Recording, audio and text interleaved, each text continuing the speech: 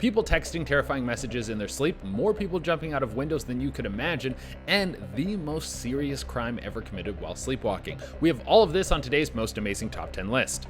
Coming number 10, we have telling people they're in danger. Even though there are plenty of hilarious sleepwalking videos on the internet, there are some pretty spooky things that can happen while someone is walking around in a dream state. One of those things is having a full conversation. It's actually very common when someone is walking around in their dream state. You can try to talk to them and they will sometimes be able to communicate with you very well. Now, the subject matter might seem strange and the means of communicating isn't always through speech. Someone wrote about how they started getting messages from their girlfriend that they needed help and that she was scared. He rushed over to her house only to find her wandering around her home with her phone in her hand and she was sleepwalking. He knew that his girlfriend was a sleepwalker, but he didn't know that this could happen. Apparently, people can send full text messages while they're in a sleep state, and that isn't actually that surprising because I bet if some of you watching tried, you could send a text with your eyes closed. We have been doing this for so long that it is now built into our system, and you don't even have to think about it or be conscious to do it properly. Coming in number 9, we have walk out into the cold. When you're sleepwalking, you can really end up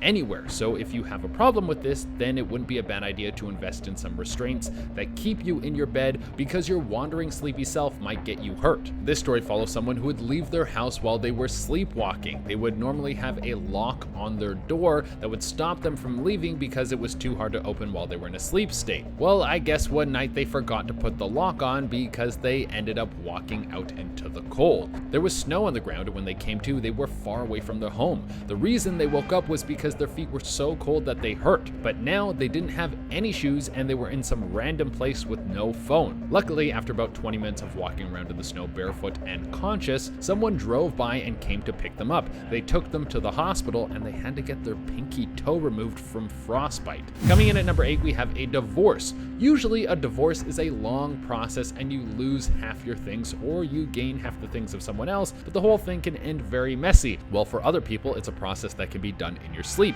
The Indian Times covered a story about a man who divorced his wife in his sleep. How did he fill out all that paperwork? I wish my sleepwalking body was all about being productive because then I would get enough done in my sleep and I could just chill all day. This man performed the talaq, which isn't widely used, but in some cultures you can divorce your wife by saying the words talaq 3 times. Seems a little bit harsh. It seems like the marriage version of I'm counting to 3. I mean, this practice has been banned in certain areas, but with this couple, a court saw this as grounds for divorce and they were separated after he said this while sleepwalking. I wonder if you could do the same thing with like student debt. You just don't want to pay your debt anymore, and then you say, I don't want to pay my student loans 3 times, and then the schools can't come after you anymore. That would be great. Coming in at number 7, we have emailing your friends. A Redditor talked about a time when they were sleepwalking and they just started emailing all their friends. They were inviting them over to come to a party that apparently their sleepy self wanted to have. People got these emails and didn't really know what to do with them, and she didn't find out that she had done this until she checked her email the following day.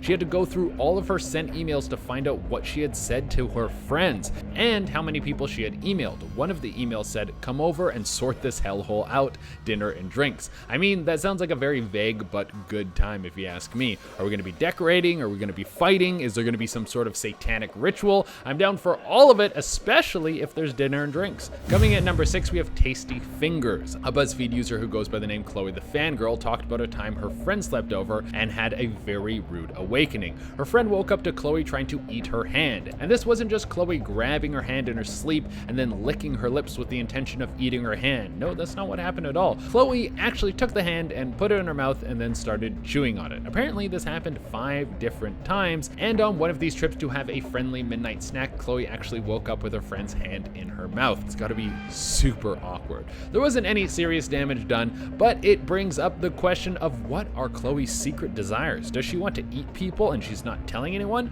Well, probably not. I doubt that the dude who went walking around barefoot in the winter had a secret urge to freeze off his feet. I think we have some explanations as to what dreams mean and why people do what they do while they're sleepwalking, but for the most part, it's all all just madness. Coming in at number 5, we have SEXSOMNIA. Now, this sounds like I'm making something up, but this is absolutely real. SEXSOMNIA is when people will have sex while still asleep. It's a form of sleepwalking that is obviously very dangerous, as it usually isn't just walking up to your partner when you're sleepwalking for a little hanky-panky. No, people who suffer from this will often go into someone else's bed in a sleep state and try to sleep with them. One of the most famous cases of this was a woman living out in Australia. She would leave her house in the middle of the night while completely unconscious and find strangers to have sex with. She would bring them home and then wake up with someone in her bed that she didn't know. I think it's time to invest in a sleep harness because this is obviously extremely risky and very dangerous. Coming in at number 4, we have jumping out of a window. If you're someone who sleepwalks a lot, then you should probably go see a doctor very soon, because although it seems like something harmless, I will tell you that it's not. It will usually just end with you waking up standing in front of an open fridge, but I'll tell you that it can be a lot more serious than that. Here's the story of Rochelle Ward. She was in her 20s and she had a lot of problems with sleepwalking. One day she walked out of her bedroom, opened up a window, and then jumped out of a second-story window. She woke up as she made impact with the ground, and she was now in shock and a lot of pain. Luckily, she lived with her parents because the first thing she did was start screaming for help. It didn't take long for her parents to hear her and rush outside and then take her to the hospital. Now, this is probably the craziest part of the story. She didn't have any broken bones. Now, she was in a great deal of pain and needed to take a lot of time off to rest so she could heal, but when she recounts the story, she says that she wasn't even fully awake until the following day. Coming at number 3, we have jumping out of a window again. Mike Birbiglia is probably the world's most famous sleepwalker. He has made an entire comedy special about it, and he has struggled with it for a very long time. He actually wears a restraint when he sleeps to make sure that he doesn't get up and get out of bed, because one time he woke up on his front lawn and he was bleeding all over the place. Why did this happen? Well, he jumped out of a window in his home. Yeah, he was sleepwalking and then he blasted out of his window and nearly killed himself. When you jump through a window in real life, it's not like the movies. You don't do a perfect parkour roll and then get up like nothing happened. Mike Birbiglia talked about how this was one of the scariest moments of his life because this easily could have been a second-story window if he had walked upstairs while he was still in a sleep state, and if that happened, he might have not survived. Coming in at number 2, we have the third window jump. Amy Winkful had something very similar happen to her, but she wasn't lucky enough to come out of it with some cuts and bruises. She was on vacation in Costa del Sol, and while she was sleepwalking, she worked her way over to a massive window and jumped out of it. Right after that, she fell 50 feet. I'm sure that you would wake up as you were falling. That would be one of the most horrific ways to come into consciousness. You open your eyes and then the first thing you see is your body blasting towards the earth. You wouldn't even be able to register what was going on before you hit the ground. Amy would fall 50 feet, and from this, she would break her back, her wrist, her hips, and have serious injury to her skull. She would spend the rest of it in a hospital bed, and this would be the end of her vacation. Luckily, she survived, but she didn't have any travel insurance. She would have to pay thousands of dollars in order to cover her hospital bills. I am so happy I don't sleepwalk because that sounds